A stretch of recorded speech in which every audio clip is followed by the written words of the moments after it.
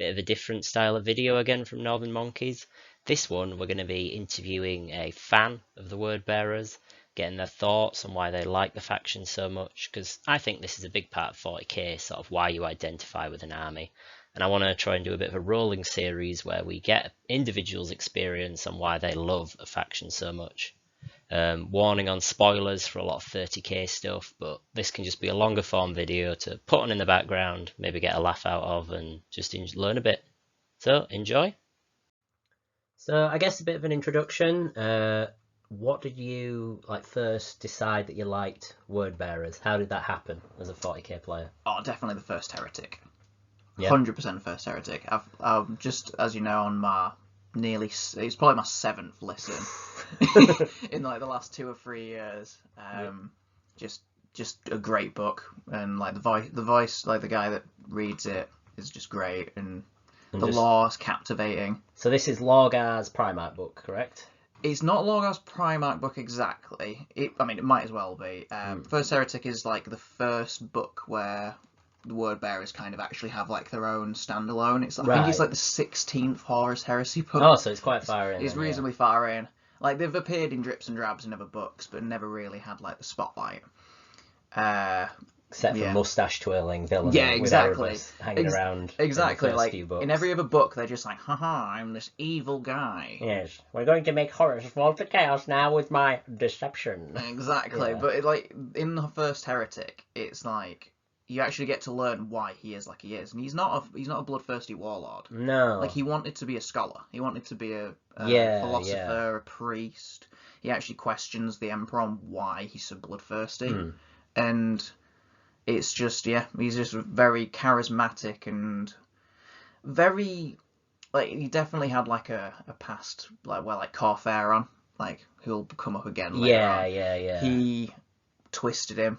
He beat him and all sorts. Yeah, when he was a young. Yeah. And I guess with him being a Primarch, I guess it wasn't it was emotional abuse as much as physical. Oh god, emotional abuse. Yeah. He would whip him, but Lorgar didn't really feel pain, so it didn't really matter. Yeah. And so Corferon would whip him more because he couldn't feel pain. Right. There's one part of his Primarch book. I think it's called. I forget what it's called. Oh, it's Lorgar, Bearer of the Word. That's okay. That makes sense. Iron hands. We're so good at wordplay. Word bearer play, should I say? Oh god. Right.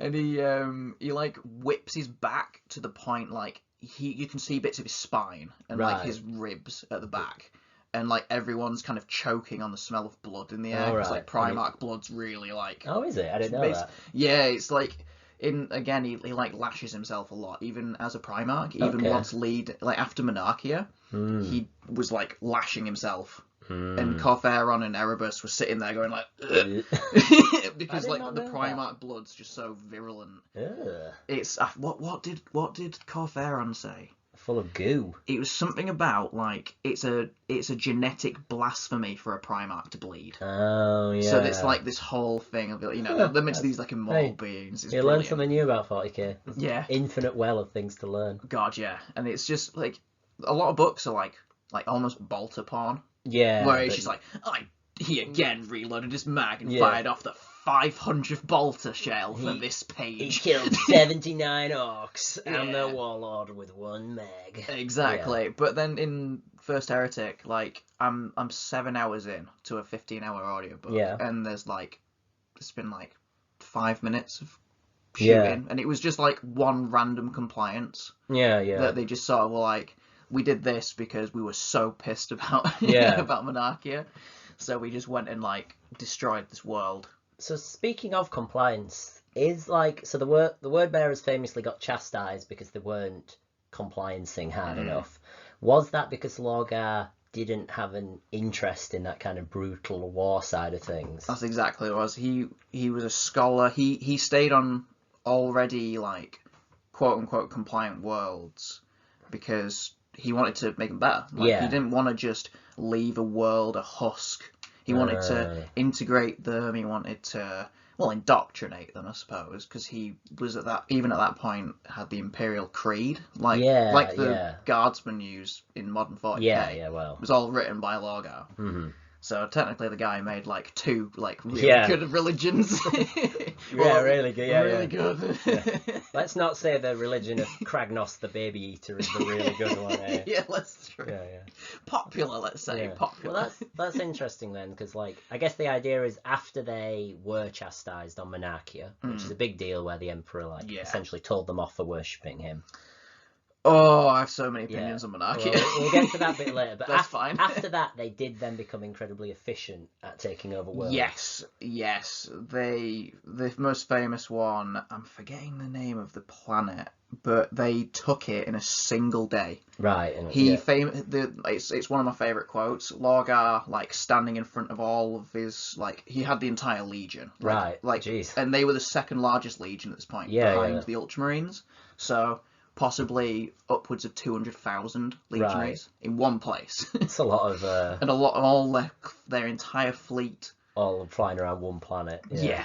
Busy. And he stood at like Strategium, all his captains and chapter masters and everyone around him, and he said, "Forgive me, my sons, for what duty forces me to commit." And he pointed his like Crozius at the planet and said, "Kill every man, woman, and child on that heretic world." And 24 hours later, every single thing on that planet was dead. And why were they? Did it say why they were? They had lots. World? Yeah. They had lots of like automata that were like made in. But they were mad. Like I remember listening to it, and they were like 3-legged, spike-legged, like crystal creatures. But they were AI. Right. And they like shot lightning out of their mouths. Oh, and their faces classic shifted. like dark technology sort of stuff. Exactly. Yeah. So it was like they were super heretical. Like it was definitely like it was definitely the sort of thing that regardless of Monarchia they would have still purged. But they were just particularly. It was just an overwhelming power in a single day. Yeah, I mean, if you've got that many legionaries and they can zip about so fast on all the spaceships and stuff, they would get to crush a whole planet. Exactly. But it's cool. So that's kind of interesting, that like take on Lorgar, that like him and his legion could be incredibly efficient. They just weren't because they didn't want to be. Yeah, which is they quite chose not to be. Endearing, I suppose, in a way. And like Lorgar didn't even make planetfall on that planet. No, he just watched. Yeah, which I guess we'll talk about Lorgar a bit more later. But he isn't like the most martial Primarch, but he's potentially one of the more powerful ones with his psychic powers. Power, definitely. Interesting. So Lorgar is the Primarch. He's the big boy for the word bearers, and he's an interesting figure, but I would say much maligned, and also the one that gets punked the most out of all the Primarchs. Like I guess Mortarion gets like beat by Jagatai like twice, and like Angron's always getting crushed, but then he's okay. Yeah. But like I feel like Lorgar gets a lot of hate, and he gets like slapped around a lot. Especially like, do you think that like it's a thing with the traitor Primarchs? They don't get the cool moments. They're not really allowed. Like the amount of times Fulgrim gets like his head smashed into a little model, or gets like told that it's funny that all his sons have a genetic deficiency. Haha, I'm so cool, says the Khan. As he's that's a really mean moment. As much as all of the Khan, that was uncalled for. Yeah. He was just having some light-hearted banter. But Lorgar, you think he's a cool character? I think he's a good character. Like, what is it about him in particular? Well, I feel like all the hate on Lorgar comes from a place where they haven't read the First Heretic. They see kind of like Imperial propaganda. Of like it, because that's how he's portrayed in all like all the loyalist sort of contexts. He's like from the beginning he was evil. He's always a snake. He's always been a snake. Whereas no, he was the most fiercely loyal of all of the Emperor's children. And like the thing that annoys me the most when it comes to Lorgar isn't Lorgar himself. It's the way the Emperor deals with him. Yeah, okay. Specifically Monarchia. Right, yeah, I mean, that's the bigger one, right? It's the big one, yeah. You can't really talk about the word bearers without talking about Monarchia. It's like the death and the rebirth of their legion. It's their, like, start of their villain arc. Yeah, exactly. 100%. Like, it's canonical that as of Monarchia, they never once again did the sign of the Aquila. Right. Never again. They did the fist over heart of unity. That was it. They never once did the Aquila. Maybe one or two did. Like Lorgar did it to the Custodes. Right. It's kind of like Thane is. Yeah. It might be. Yeah. He's not stupid. That's exactly. The thing. He's not stupid. He's passionate and like thoughtful. Mm. So, but the passion, he kind of has this whole thing where he's like he can't always control it.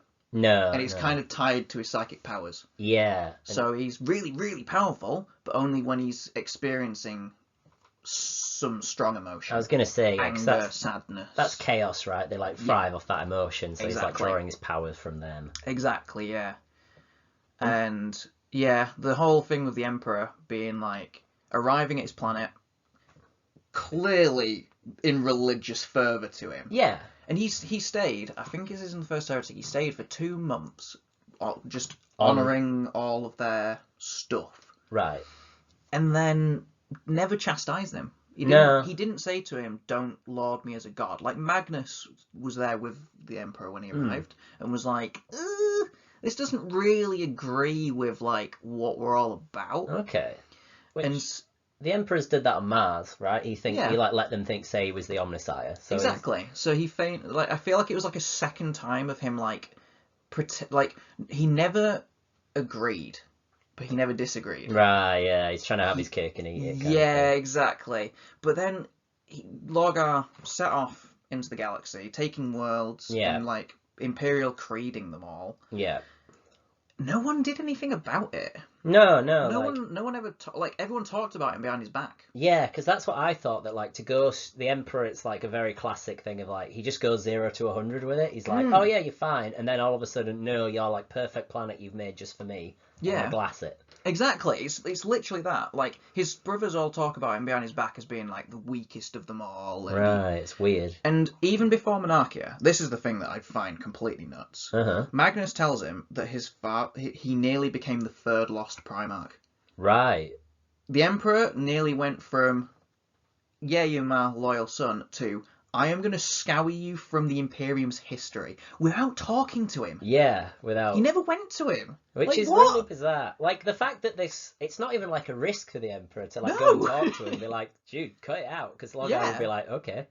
Yeah, I know he's like devoted to him, but like, I'm sure. If the God Emperor gave him a decree and he is the most loyal to the God Emperor, he's gonna do what the God Emperor said. Like maybe within reason. Like he might have had to do it in drips and drabs. Yeah. Like, just like lower it a bit. Like maybe less of the prayers all day long in like the town squares and like I guess ramp it down slowly. Very but weird. To just blow up Monarchia.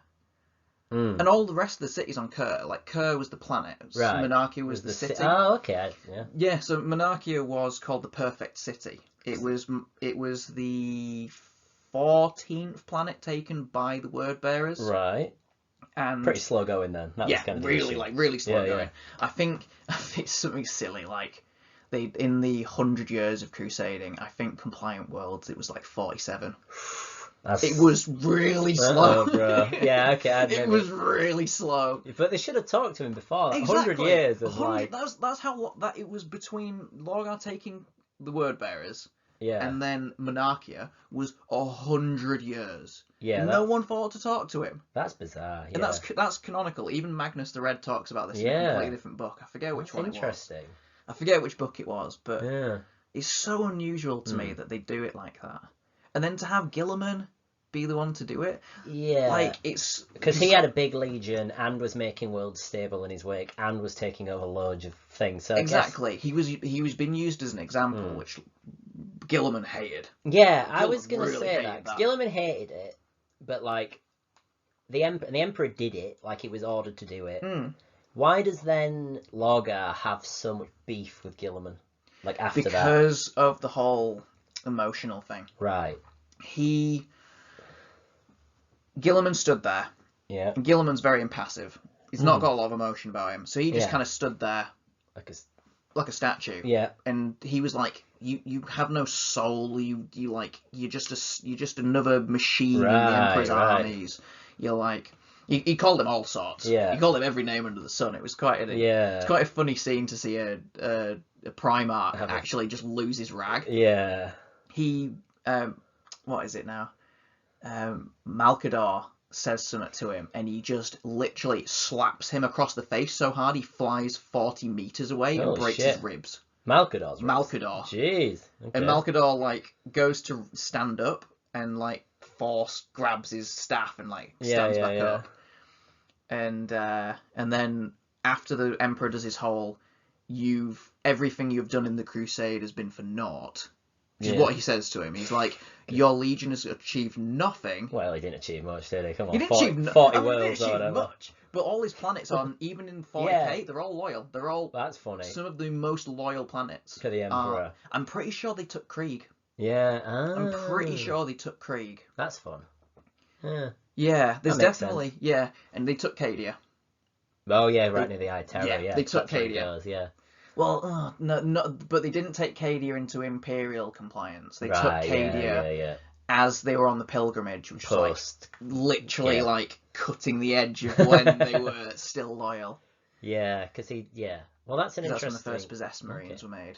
So that's Monarchia, and it's like this bizarre moment of like it's very 40k. Yeah. And it probably doesn't make much sense when you think about it. No, and it's such a good reason. And it does, to me, it fits into that funny like theory that the Emperor was always planning some Primarchs to go bad and like slowly kill them off, like the way he handles Angron, which I'm sure we'll get to some other time. Yeah. And that's interesting. So obviously this is all 30k lore, but we are primarily 40k players. Like, I mean, we've always talked about getting into 30k, but it's like a bit much. Yeah, it's like a lot, to invest in, and we also both have multiple Marine armies. Yeah, so it's like another Marine army. Whoa, you wonder what I'll have. Wonder if it'll be Space I think Marines. I've got like 4,000 points just of my homebrew Iron Marines chapter that were just above us here. That must be the same with my Red Marines. Yeah. So, but so that's the weird thing of like the 30k lore for the Word Bearers. I think is more interesting. Because in 40k, they are the very archetypal villains. I've been reading the Word Bearers Omnibus, and if I'd have read that before, and not read First Heretic, there is no chance I'd be collecting Word Bearers. Really? Wow. Absolutely zero chance. They're just not. They're just such moustache-twirling villains. So even in the Lords of Silence books, which are great, that funny thing is that the villains end up in that are the Word Bearers. Yeah. In the Death Guard book, they fight Space Marines, but they're not the villains. No. The villains are the Word Bearers who betray them like instantly as well. Yeah, they just have no. They're supposed to be like, chaos undivided. Yeah, they have just zero chill. And they're just like, nah, let's betray you and try and kill everyone and not summon the Nurgle demon as well. That's like a weird part of the book. That's true. Yeah, Which they should be promoting it. They're undivided. They should be like They should be the ones getting betrayed by the Death Guard. Because they should be like trying to unite chaos, I guess, to me. But I guess they're just mustache twirling villains. They're just mustache twirling villains. That's their problem in 40k. Yeah. Like they come up in like some of the new Dawn of Fire series. Yeah. And every time they pop up, I'm just like, I love this Legion. Stop messing them up. Yeah. No one knows how to do them in 40k. For me, the most interesting thing in 40k lore for Word Bearers is the tidbit that's in like the back of the Chaos Space Marine Codexes, which is like recently in the Imperium Nihilus, which is the part cut off to the Warp where Chaos is most active. There is like a golden armoured giant leading hosts of Word Bearers and like crushing loyalist worlds. So it sounds like Lorgar, and maybe. it could be Lorgar, could be some random guy. Yeah. Like, it doesn't need to be anything yet. It'll be Lorgar. Lorgar has canonically returned to the 40k setting, but they just haven't really done much of that. They've just kind of said it. It's very funny that they're like, there's a Primarch running about.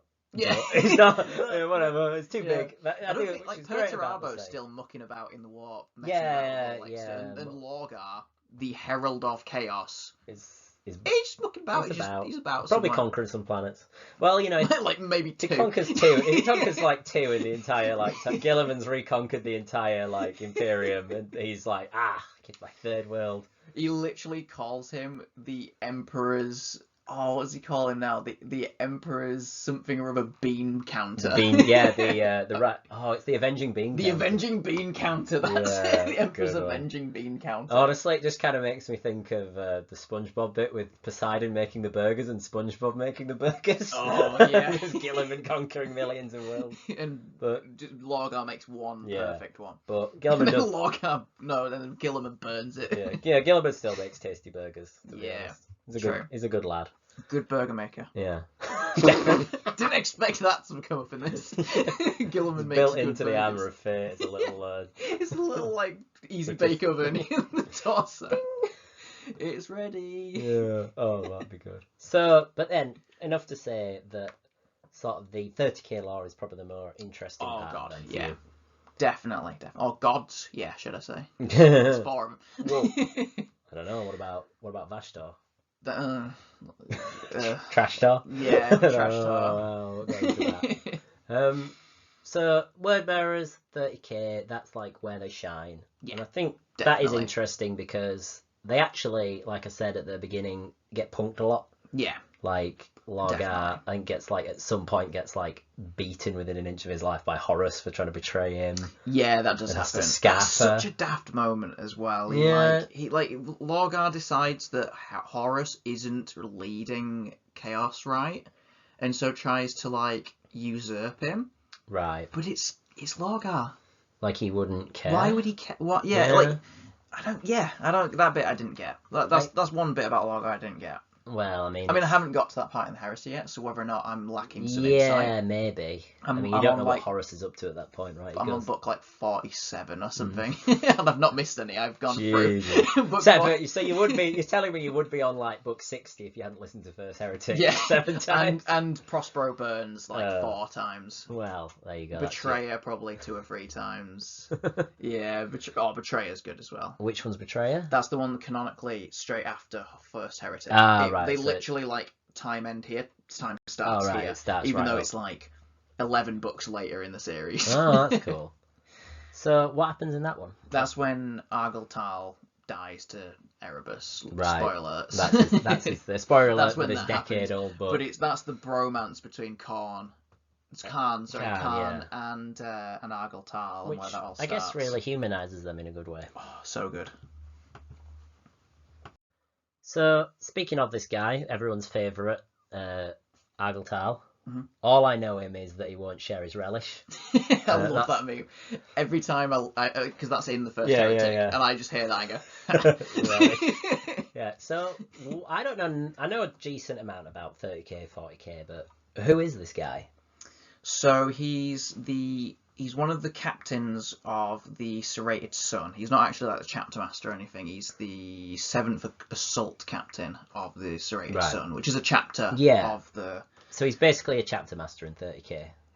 Like in the modern equivalent, he has like 1,000 weirdly guys. not. He only leads like 300 Marines. Okay. So Only 300. Marines. Yeah. What a loser. Yeah, but I mean, like a chapter master leads like 1,000 or something, don't they? So he Yeah. kind of had like a reasonably small. I don't even know. He might have only led 100 of those. And I feel like his chapter master had the 300. And what does he? Can't So what's remember. he do then? Why is he so popular? So going back to Monarchia a moment. Okay. Everyone's kneeling at Monarchia. Uh-huh. The Emperor's literally just told him you've done everything wrong. Yeah. And then before Lorgar can ask him any questions, he just teleports back to orbit.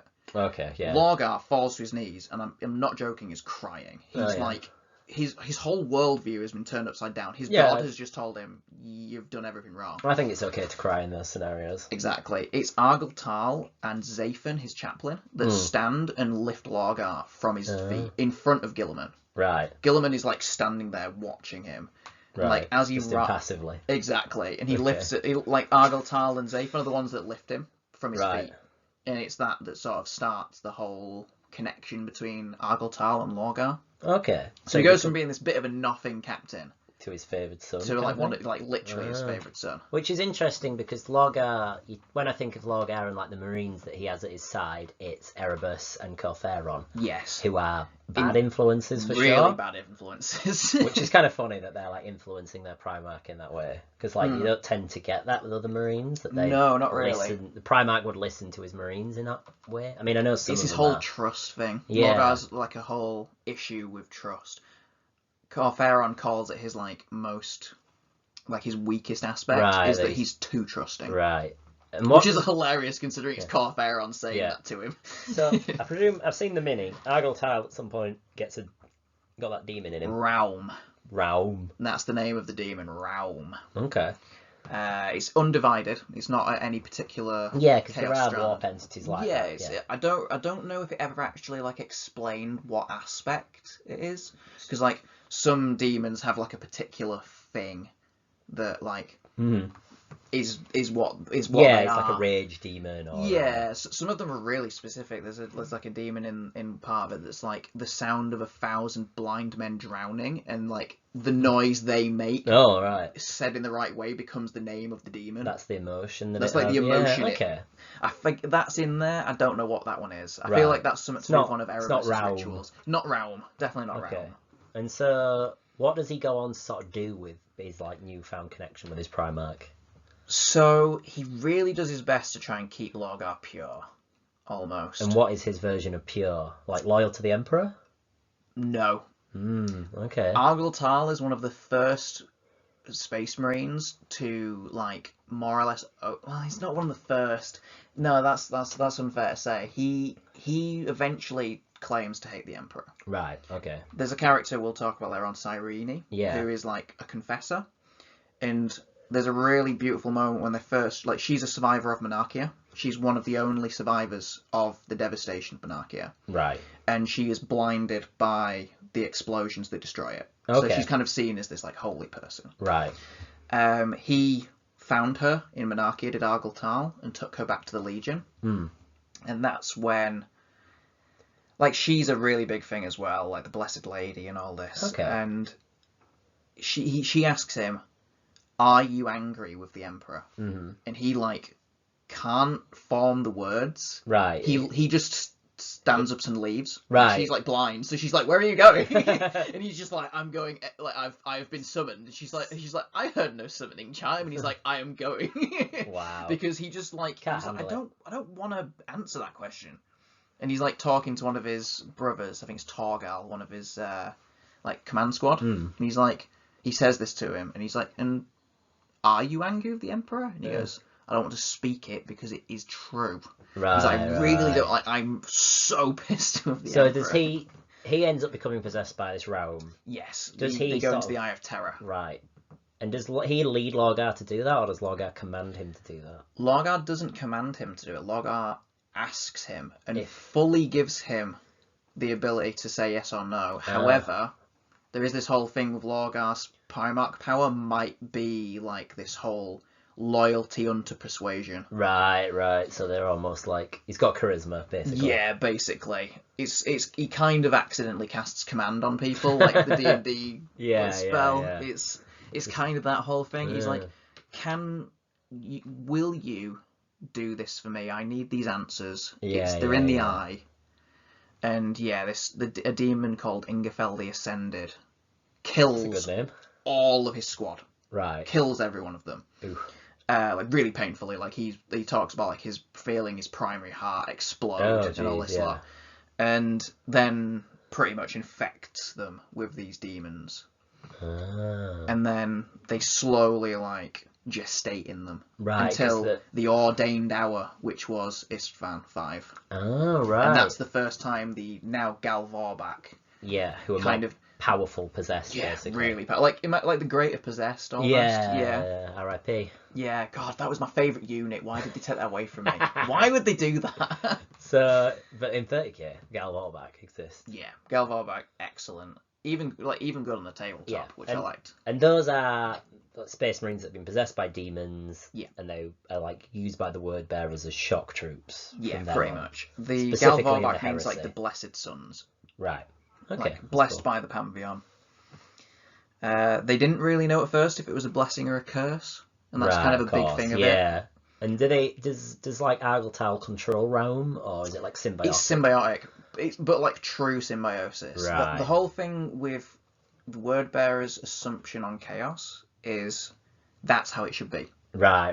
There shouldn't that's be pure. Pure chaos is being at one with chaos, not like not doing everything for chaos, doing everything for shared power. So it's not like trying to control chaos like the Iron Warriors do. It's being one with Okay. So that's a good aspect of him, but he's kind of like he's almost like being Argyle Tal is listening to the book, because he's learning about chaos and having the same knee-jerk so. reactions as a normal person would have. So he'd freak out to it, obviously, like they're not allowed, because they didn't know about it as well, which is kind of another weird policy by the Emperor to like deny it.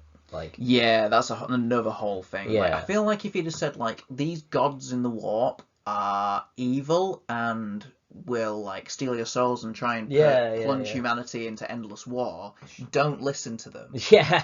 Like, I feel like they'd have all gone, I bet. Nah, some of them wouldn't have done that. Magnus would have gone poking around in there. Magnus did go poking around. Yeah, well, he did exactly. And so, then chastised Lorgar for thinking about the pilgrimage. Yeah, well, that's another part of it, that kind of like the weird way the Primarchs can interact. I noticed Magnus is like a lot of people's mate, like his mates with Perturabo, his mates with Sanguinius. He is a good one. I do like Magnus in the 30k. Yeah. Again, make weird choices. Yeah, weird choices. So that's another thing I guess to talk about is like one of the famous things about Argyltal, the thing that everyone gets mad about, is that he is murdered by a word bearer, one of the mustache ones. Yeah, Erebus. Yes, so First Erebus. chaplain. Yeah, top lad.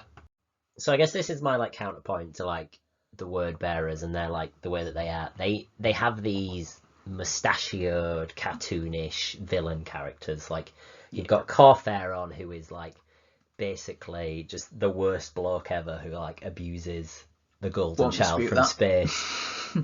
And then he's like always fucking things up as well. Like every time he appears to do something, he like bungles it really badly. Like Calth, etc. Like tries to go too hard.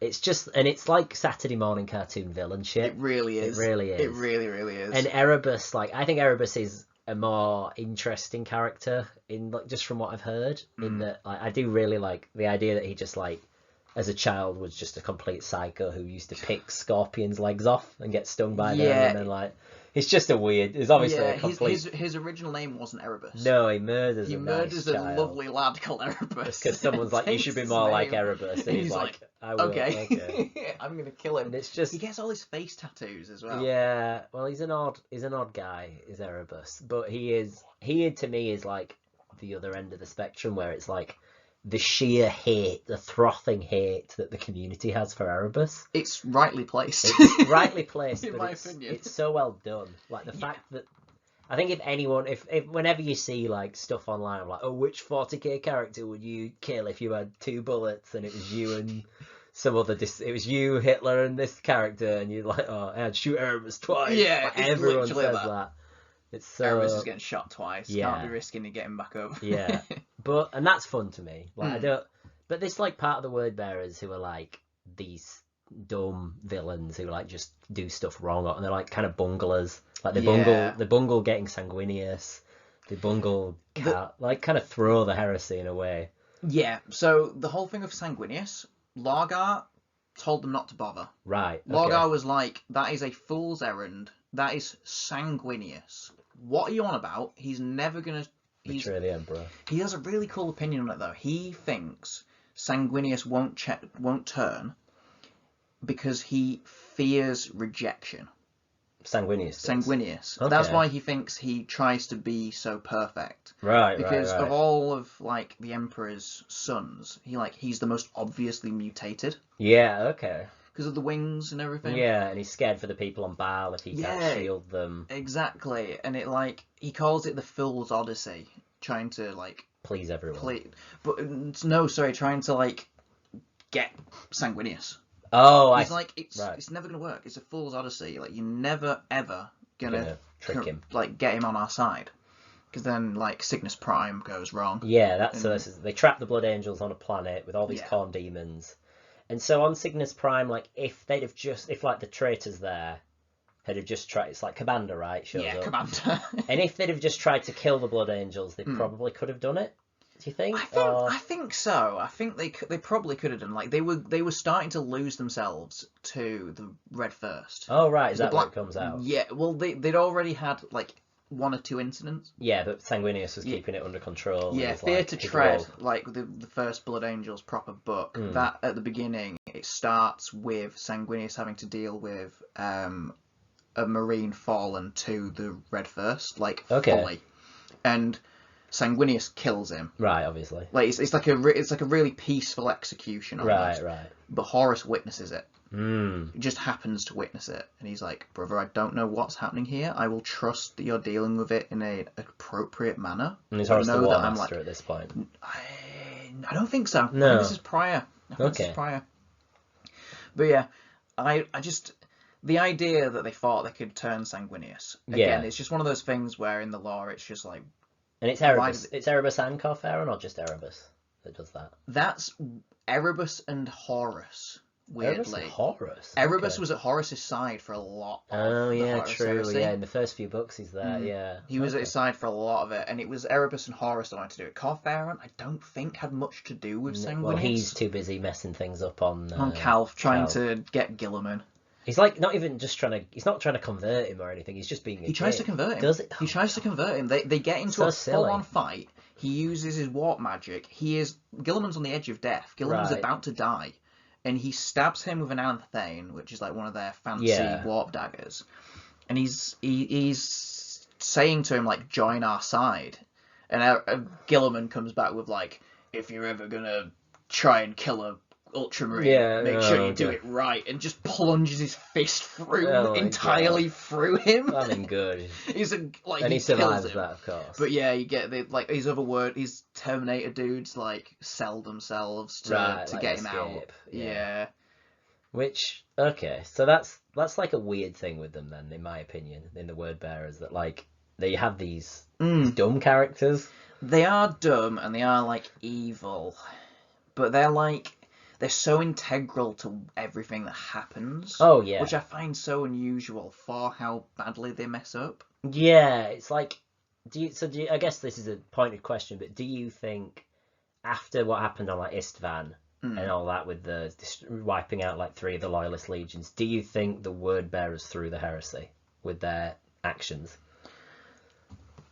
I don't think they threw the heresy per se, because like they did do a lot. Like even Calf being blundered as it was, they still managed to get the Ruin Storm up, which kept the Lion and Guilliman trapped. And to some extent the White Scars and Sanguinius. Until they both found unusual ways around it. Like I think Sanguinius ended up using a bit of the Webway. Oh, is that I forget exactly what it was. It was like some weird way they got through the Webway. I can't remember how. Yeah, there's a way that the Ultramarines and help them through, isn't there? Like they do something it's the Ultramarines and the Dark Angels. Yeah. Anyway. Yeah, I forget who else was of that, but yeah, and then the White Scars do it in another way. Do you think the wheels fell off the heresy for various other reasons? I think, I think it was just the nature of chaos is to not be organisable. Yeah, they can't they can't cooperate. Yeah, even Horus couldn't like hold it all together. Yeah, exactly, and he started going off the rails as well. And... Fascinating. So one of your favourite Word Bearers isn't actually a Word Bearer Space Marine. It's Cyrene Volanti, who is this prophetess. What is it about that character that you think's like compelling? So, Aaron Densky Bowden as a writer, does such a good job of making human characters feel poignant in any story. Yeah, and he did the first 3, right? No, I don't know if he even did any of the first 3. No. Dan Abnett definitely did Horus Riding. Yeah, I think he did the same character. Same guy did the first 3. No, it was 3 different writers. Oh, really? They just did a really good job of making it feel like it feels one so writer. cohesive. I think maybe John French did one of them, and then David Avondale did the next one, or the other way around. Well, that's regardless. Like, I guess the human characters are essential to 30k and making it like compelling for me. Like I really love. Definitely. I can't remember his name, but the name of the guy. But in the first few books, there's like that kind of fat aristocratic like artist guy. He's always going and getting in trouble and getting drunk and. Yeah, I can't think of his name, but yeah, he's a good character. And then you've got like. But what's the name of the lass that's always with Ollerton? Ollerton. Yeah. Ollerton. She's a good character as well. Yeah, they are good, but they're like, I guess that in a way they let you see the Space Marines through them. So you sort of get like an eye of them. So how does she do it? So what is dipping back into Monarchia again. Yay. Everything comes back to Monarchia. Kids. We're back in Monarchia. Woo! So basically, she was just a random woman. She's 17 at this point. Oh, okay. She's just a person in Monarchia. She's not particularly pious. Praying. She didn't even really believe in the religion. Okay. She's just a person. Yeah, okay. just a person. She's a Shulasha, which is, I don't know exactly what it is. They don't really explain what it is. It's like a name for her status. She wears a shul, a red shul robe, which is like some religious thing. No one's allowed to touch her. Does she have a day job? That's kind of what her day job is. But it's being a Shulasha, whatever that means. Okay. I know they call her that when talking to her. She she does paperwork or something. Sort of. I know she talks about the fact that she becomes blind after Monarchia. Right. She talks about her old job, me needing to do a lot of reading, a lot of sightseeing. Right. So some sort of travel, and I don't really know exactly. She's a travel blogger. Maybe like a 30k travel blogger. So she gets in the destruction of Monarchia. So everyone's evacuated. She has an argument with an Ultramarine. Oh wow. They're going around the city being like, everyone leave, the city's being evacuated. They give them 7 days to leave Monarchia. Oh wow. Yeah. And before, incredibly reasonable. It is. Honestly, the Ultramarines are really nice about it up until the fact that they bombard it from orbit. And yeah, she kind of she doesn't really want to leave, and of course she ends up as she gets to the top of the crest of a hill outside Monarchia, she turns and witnesses the bombardment. Ah, right. And she gets flash blinded by it. And the quote on the previous slide, slide, it's all about that, isn't it? It's all about that. The line at the end, every time I hear him say it, and it's a bloke doing a woman's voice on the books, but he does a really good job of it, and it still manages to give me goosebumps. Yeah. How's it worded now? It was at that, something to do with at that point, it was when I became religious. It was that point that I believed that God was real, and he hated us. Oh, yeah. Oh, such a line. Yeah, and the way God is real and he hates us. God is real and he hates us. And it's because that's the point that she becomes religious, but not towards the Emperor, and it's more towards kind of the ideals of the word bearers. Okay, yeah, what they think the Emperor is. Yeah, exactly. And she gets flash blinded on Monarchia, and she's the only female Monarchian to be found. There are 7 total. Wow. 7 total. So they evacuate the cities, but then everyone dies anyway? It's kind of they evacuated them, but it's people found in Monarchia. Oh, I see. Right, people who survived, who maybe stayed behind. Right. They're all injured and all that sort of thing. There were a lot of people that had previously lived in Monarchia that survived because they evacuated. Yeah, but these people seemed as more important. They referred to them as living saints. Right. Martyrs in life rather than death. This whole thing of they die, the city and their lives died for the Legion's sins. It's like a whole Jesus thing almost. Yeah, I guess but in a city's form. It's it's an interesting concept. I mean, it's religion made big, isn't it? That's Yeah. And she is found by Argyle Tal and taken into back up into space, and they end up doing a little return to Cultus, where they land back on Cultus, the word bearer's homeworld. Yeah. And as they're landing, they're like, "Oh my god!" And she's like, "What's up?" And they're like, "Am I seeing this right?" And she's like, "What's happening?" And it's half of the planet have gathered to witness her arrive because they'd heard about Monarchia, they'd heard about the whole Legion brought to their knees, and they were like, this is one good thing. Right. this blessed lady and the whole ecclesiarchy of the cult of Cultus all want to ask her questions and all this, and she becomes an idol for them. Lorgar asks her for forgiveness for his sins. Okay. She becomes the confessor of the word. Any word bearer can go to her any time and talk to her and ask for forgiveness and speak all of their sins and all this kind of thing. Okay. The chaplains kind of end up using her as a propaganda distributor. Okay. Because if she's talking to all these kind of feeling a little bit open and yeah. she can kind of accidentally influence them. Oh, right. So she doesn't particularly want to. No. Oh, yeah, but she gets. Yeah, she takes it on. Lorgar again asks her rather than demands her to be it, and she's like, yeah, I'm gonna do that for you. Like, I want to serve you. Awesome. Which is a cool moment because Argyle Tal has this weird moment where she's like, I want to serve you, and like crying. And he has a flashback to when he was a neophyte at 13, after literally having just seen Lorgar saying the exact same thing to the apothecaries, and he's like, how much of our loyalty is like genetically bred into us? Yeah. Because like I had gone through a lot of my Astartes like induction. Like how much of this is just not actually our own free will? Yeah, compared to like. That's when again Argyle Tal becomes like more of like a interesting character. That is cool because like I guess she is like this weird mouthpiece for the Legion, and then I guess spoiler alert, she ends up dying. She does. So spoiler alert for Cyrene, she dies at the hands of a custody. Yes. Which is weird, right? What's he doing there? So he is the Oculi Imperator, also known as Aquilon. And he is sent with, like, the word bearers after Monarchia on Imperial decree by the Emperor. Well, it's another one of those moments with the Emperor where he teleports away being like, you guys messed up. And then he leaves Guilliman to give him the order to send the custodes with him as like a final indignity, is how they word it. Yeah. So Guilliman's like, you must take these 20 custodes. 20? They get spread out throughout the fleets. Right. Like Corthaeron ends up with some. Okay. Because Corthaeron ends up leading the main word bearers fleet. Right. While how's he word it? Lorgar words it really weirdly. He's like, I don't wish to hide, but I wish not to be found. I wish to keep from my brothers for a while.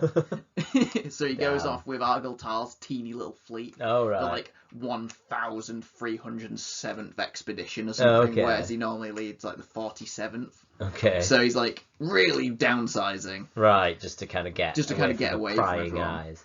So there's these custodians hanging about. Yeah. So there's some of them just following around with everyone then. So they sort of get spread out. So they get spread out within the Wordbearers Legion, but they're the only legion to have these like watchdogs. Like they don't like he at one point he's like, would you stand at the stone cairns with Russ while they howl to remember their dead, or stand with the Thousand Sons as they ponder creation? And he's like, if the Emperor ordered me to, then I would. yeah, beady little custodian. Exactly.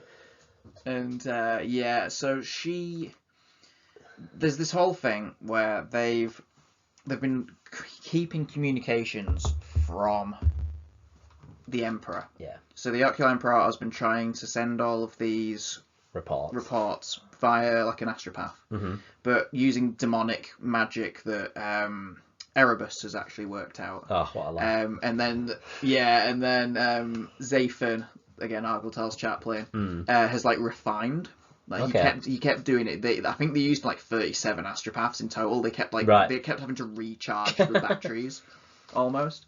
And the things that Zathan edited were the fact that if they were not consenting to the thing, they lasted longer. Right. People that were like, put me in it, I wish to serve the Legion, might last a month. Yeah. But like a dude that was screaming like, you guys are evil and against all the that, demons, might be like 6 months or something. Okay, that's interesting. Last. So he amended that in the Book of Lorgar, and he was like, Zathan was like, oh yeah, I got in the book. But this like whole communications thing, they were like sending misinformation back to Terra and sending misinformation to Aquilon, pretending to be the Emperor or whoever he'd be talking to. So what were they hiding from Terra?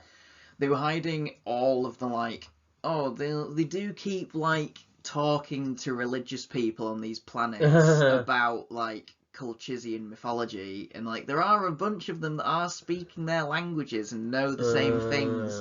And like it's the sort of stuff that the Emperor would have been like, yeah, these guys are getting far too close to chaos, nuke. Yeah, I see. Whereas they were just like, oh yes, they are destroying every world they come across, and they are taking worlds for the Imperium. Which is fine, which the Emperor's just like, nice, carry on. my job is done, and kicks back, best dad ever. But genocidal maniac of the year. yeah, exactly.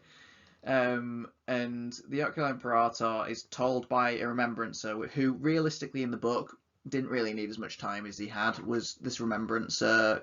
I don't even remember his name. He's like some.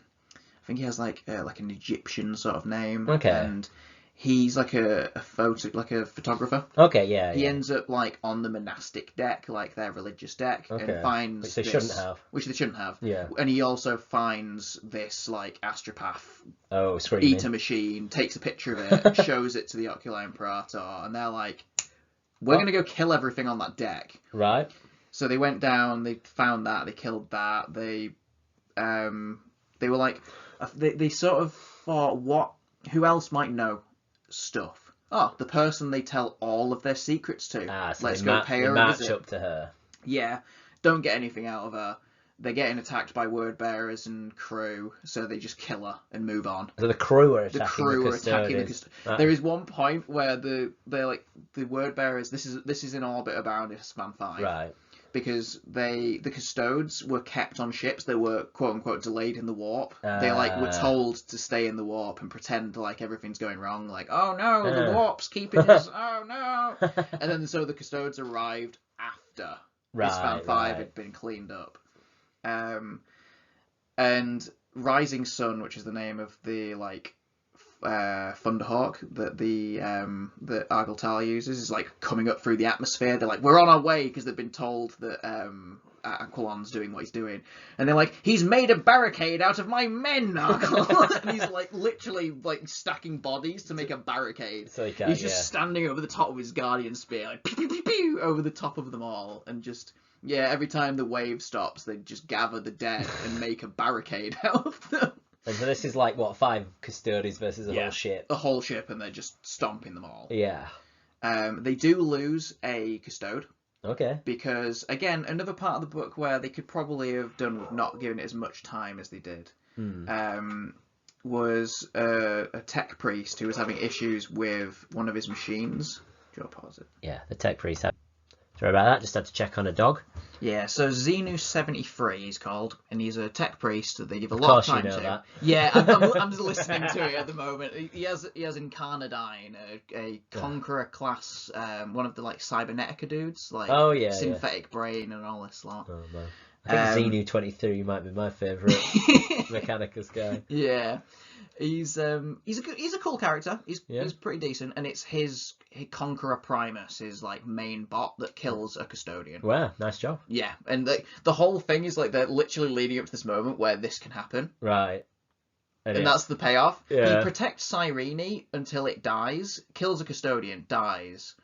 And then my favourite moment though is just like this last indignity for Xenu 73. He's like crawling along the floor, bleeding out, and it specifies. It says, like, Xenu 73 would have found no pleasure in the fact that his organic components continued for longer by 30 seconds than his mechanical components. Oh, jeez. Like, his heart beated for a bit longer than his mechanical bits. They all broke down. Yeah, and he was like, he would have found no pleasure in that fact. But still, getting a custodian in a 30k book is a pretty big deal. It's a big deal. Yeah. So they ended up being 4 of them. And they kill Cyrene. He weirdly uses like a double-handed sword. He doesn't have a gun in it or anything. It's just like a double-handed broadsword that he uses. It just kills this light woman. He just stabs her with it. But weirdly, she survives. What? Just like Argyle Tal runs into the room where she's like lying dead. She's like got like a tab, like a data slate she's been typing on, and he like cradles her and he's like, Cyrene, and she's like. The last thing she says, he's like demonic at this point. Okay. It's like I presume he's just killed the custodians as a demon? Not yet. Oh, okay. Not just yet. They actually get away on his Thunderhawk. They literally steal his Thunderhawk. The one that he just got back with. They literally steal because it's still hot and in the chamber, so they just nick it. Right. They kill his pilot, which is like one of the cool characters as well. Oh, rip. I forget what he's called, but they kill him and take his ship. But Cyrene, just all she manages to really say, she says a couple of bits, is just, what have they done to you? Oh, because he's a demon. Because he's now a demon. Yeah. And that's it. No, she's been talking about a dream she had as a child, that she was blind in a room with a monster. Oh, okay. And she's like, it's like my dream. Oh no. And it's Argyle Tal that has been this monster in her dream, and it's there's a lot of like really like poignant like symbology, which is such a thing with the word bearers. Yeah, it's all that. Like, all is symbology. Yeah, that's interesting. So they chase them to the surface.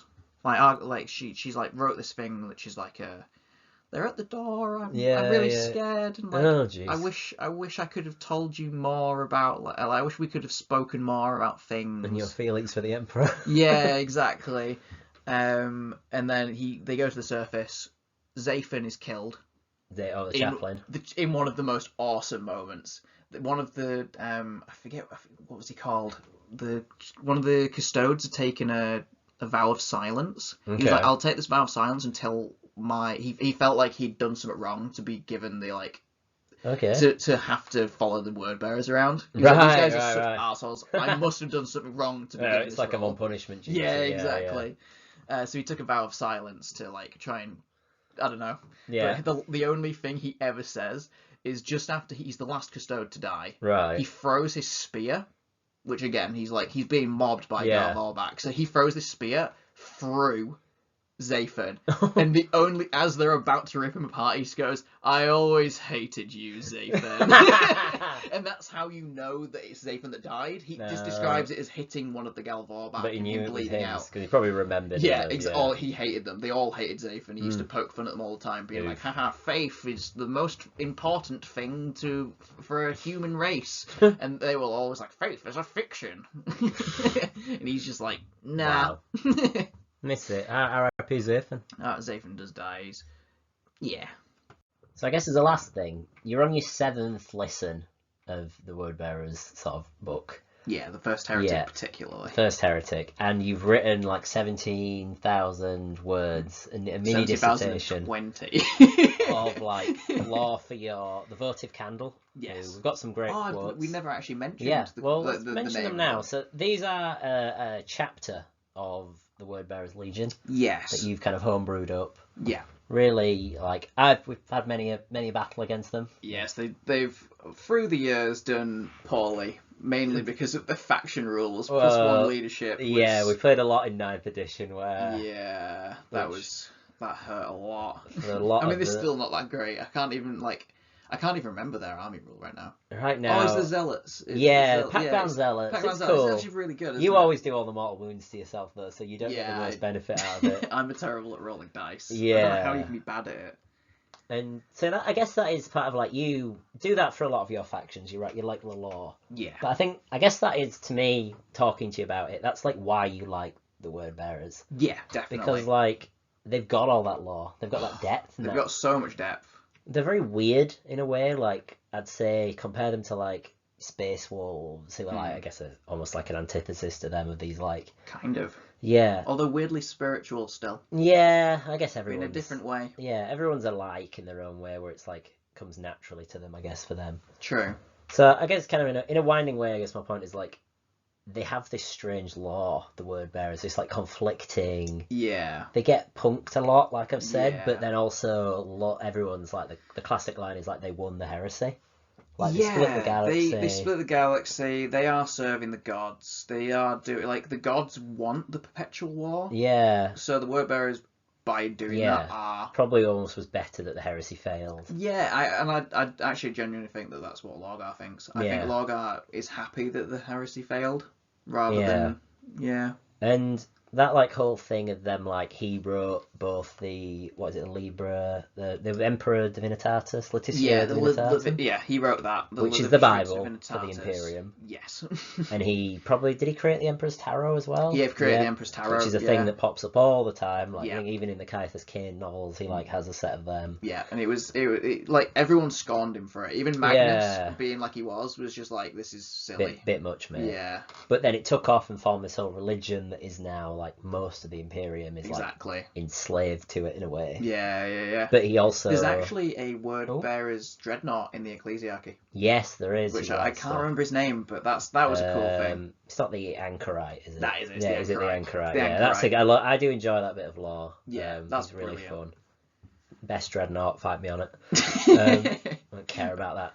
Rylanor. I was about to say Rylanor wants to know your location. Ryla loser, am I right? He has a nuke, don't mess with it. He's only got one. He wasted it on Fulgrim. Yeah. Oh, I love that story so much. But... I mean, it's a classic. It is great. But I guess that's the thing though, like they've got this weird law that like they won, I guess, in a way. Yeah. But they're like so. All he ever wanted was the truth, and he found it. Yep. All he ever wanted. I do like that line goes hard. Yeah. That whole quote, I kind of want to read it. I've got it like right in front of me here, and it's just begging me to read. I won't do it in a silly voice. I'll just read it as I am. All I ever wanted was the truth. Remember those words as you read the ones that follow. I never set out to topple my father's kingdom of lies from a sense of misplaced pride. I never wanted to bleed the species to its marrow, reaving half the galaxy clean of human life in this bitter crusade. I never desired any of this, though I know for the reason for which it must be done. But all I ever wanted was the truth. And those are the opening lines in the Book of Lorgar. Yeah. Which, the Book of Lorgar is kind of the evil Bible. Yeah, kind of. Yeah. It wasn't originally. It was originally it was practically the Levitia Divinitatis originally. Right. And then after Monarchia, he was like, "Get me a pen and parchment. I've got some fixing to do. I've got some writing to do." Yeah. Well, I got to agree with you anyway. Though the lore's fascinating. I enjoyed learning more about it. They have an absolutely dope colour scheme, which I think is very underrated. How cool they are. It is a cool colour scheme. I always slept on it. When I originally painted I didn't have I had a different Chaos faction before. I had the Brazen Drakes, like a successor of the Salamanders that fell to Chaos. Yeah. And they were like a bronze and gold, if you remember. Yeah. I remember crushing those guys. God, yeah, all the time. My 25 possessed. At one point. Just running into the middle of the board to get annihilated. Get killed by Arademptor. Yeah, like a single dude. That time I strung them all out to an objective, and it just ended so badly. Oh yeah, they fought like 40 orc boys at once. Yeah, and it was just diabolical because I only had 2 of them in base contact, and I still did it anyway. I'm just a terrible general. That's I'm a word bearer's general. Yeah, I think that general. I'm a philosopher, not a fighter. I'm not a general. I'm just a little guy. Clearly, I need to smash your hometown to pieces to get you in shape. Just blow up my Roy. Wow, doxed. Oh no. Oh yeah. Well, any final words for the word bearers? Any final words for the word bearers? They are the bearers of the word. They bring the word. Those the words that they bring. They are the words. But they're a faction that is a lot more about the lore than about the tabletop, in my opinion. Yeah. They don't they do good on the tabletop. Yeah, of course. But, if I'm ever thinking about my other armies, my Iron Marines, my Ultramarine successor chapter. Ironically, that I have an Ultramarine successor chapter.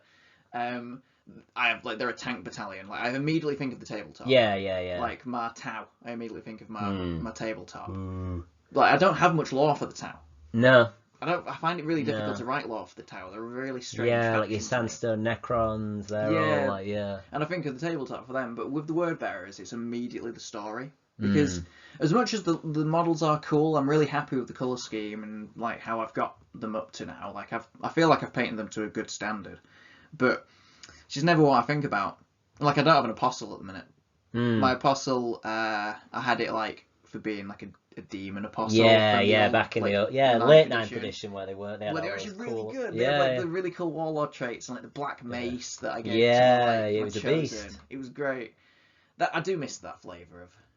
It's a give and take, isn't it? Yeah, they did make a lot of stuff better, in all fairness. So I'm not going to cry about it, but hopefully that sort of stuff comes back at a later date. But maybe just a bit more.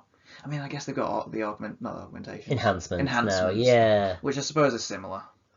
But I mean, word bearers, like you said, though, the rules on the tabletop, I guess, don't change your love for this. Yeah, faction. exactly. Like I was still playing them when their rule was +1 leadership, and I was just like, yeah, these are my boys. I'm still gonna play it. And Night Lords, because they're my other I get +1. And like the leadership guy. Yeah, the leadership guy. Like that was how everyone sort of saw me when I was playing, because it was either word bearers +1 leadership or Night Lords -1 to your leadership, and it's like, oh, big whoop. That's like the most unimpactful thing ever. But speaking of impact, has a faction had more impact on the setting than word bearers? I don't think so, honestly. So that's a good sign off. So thanks for watching. Bit of a different subject here, different style of video, a bit longer form. Let me know if you liked it and give suggestions for future factions, and I'll try and hunt out a player who likes it. So yeah, but like and subscribe. Bye.